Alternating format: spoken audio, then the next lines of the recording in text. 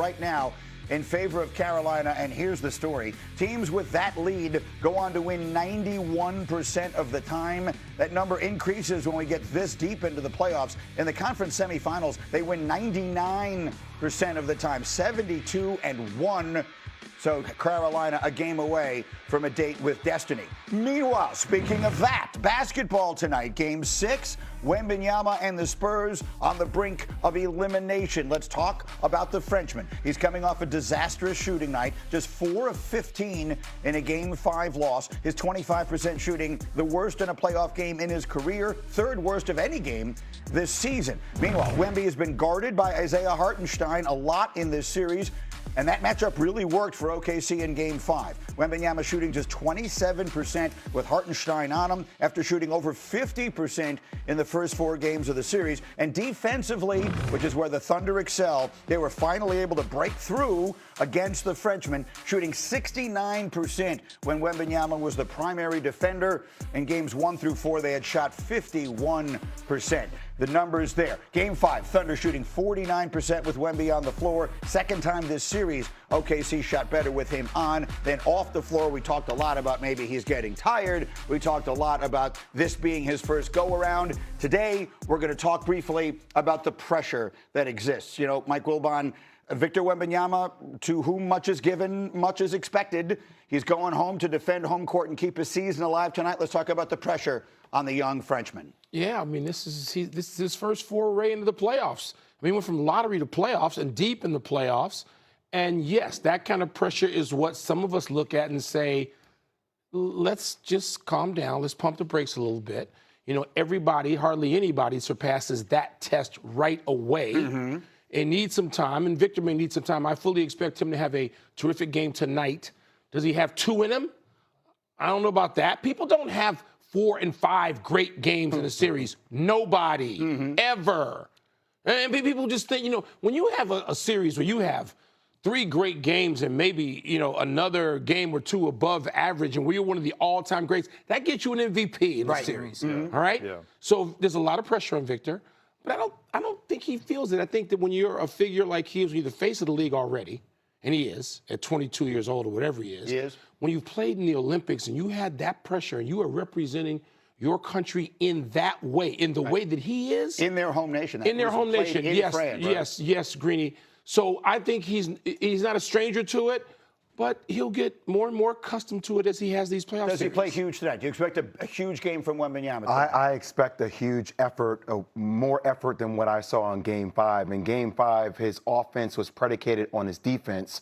And that's really interesting about that, right? Because I think there are a lot of defensive plays where he wasn't impactful in the game. He had 3 blocks.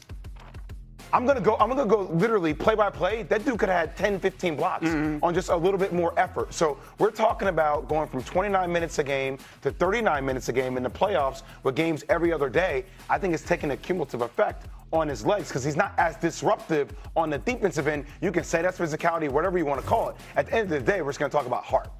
Elimination game. This is his first experience. First time he's going to now know what that's like, to know that your season's about to end if you don't play great. And we're going to get on him because he's their best player to have another great game. You're right. He had a 40-point game, 40-20 game. He had a 30-point game. Like, he's had big games to help them win. Others need to step up. Yep. I know guys are banged up. I understand it's the playoffs. Guys like De'Aaron Fox, you got to raise your level. Like, you need a secondary player to cover for him. Or a couple of them. And give him some. They were not getting anything out of their others. However, for Wemby, there's only one thing to talk about. Number 1, play through that physicality because you know you're going to keep seeing it. You got to play through it. Number 2, 1 offensive rebound, unacceptable. Not at your size. Unacceptable when your team shoots 40%. That means there's a lot of rebounds available to you. 1 offensive rebound for a guy his size in the minutes he played, that's got to be better. That's the area I'm watching. But I think that points to, I hate to use the word tired because it sounds like, something you can overcome. I think he's just physically spent. It's catching up to him. It's caught up to him. Now, can he find it within himself? This is what the great players do. Yep. Tonight, at least, let's just talk about one game tonight. Can he do it tonight? I think he can and will. So if he does, then we get a Game 7. If he doesn't, then OKC goes back to the finals. And if that happens, then Shai Gilgeous-Alexander is going to join a list of company that I think is going to make your jaw drop.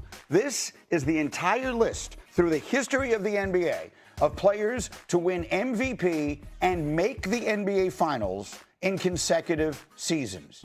Steph Curry, LeBron James, Michael Jordan, Larry Bird, and Bill Russell. You see the ones that are spot shadowed there won the MVP and the title in consecutive years. Bird never won back-to-back MVPs. Steph won that MVP the year they won 73 games and lost. But the point remains, Shai Gilgeous-Alexander's name would be added to that list, which I think, and I give credit to I'm forgetting where I first heard it, so I can't give credit. But Chris Canty was the one who said it first. He said, we're going to have some uncomfortable conversations about Shai Gilgeous-Alexander because he's a terrific player. He deserves to be the MVP of the league. Are we ready to put him in that company? I think you do that later. I think we get so carried away now with legacy and all these things.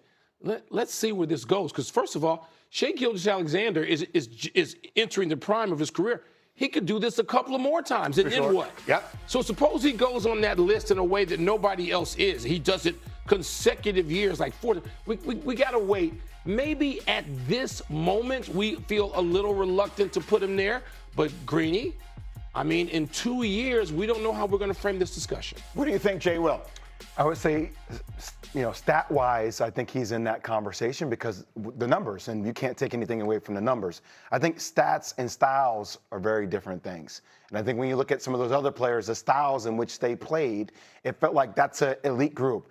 And I still think we're waiting to see how that style eventually emerges for SGA because, attacking a lot of free throws, falling down to the ground a lot. Look, nobody's taken away from how brilliant he is offensively. It's just a very different style that people aren't going to associate with the other styles. Let's say it more directly. I'm not old enough to have watched Bill Russell. Steph Curry, LeBron James, Michael Jordan, and Larry Bird were among the most enjoyable players to watch in the history of this or any sport. You couldn't take your eyes off of them. A great many people don't enjoy watching SGA play. It's not taking anything away from him. He has found a way to play that is extremely effective. They've won a championship and may very well be on the verge of winning another. They may very well be at the beginning of a dynasty that lasts a decade. But the reality is, when you watched Michael Jordan play, when you watched Steph Curry play, when you watched Larry Bird play, you were mesmerized. You were glued. It was magical to watch. And this is a never-ending parade to the free throw line. And are they going to blow the whistle or are they not going to blow the whistle? That's really what the experience is like. And I think that does make a difference in a conversation of this kind. It does, but there were other players who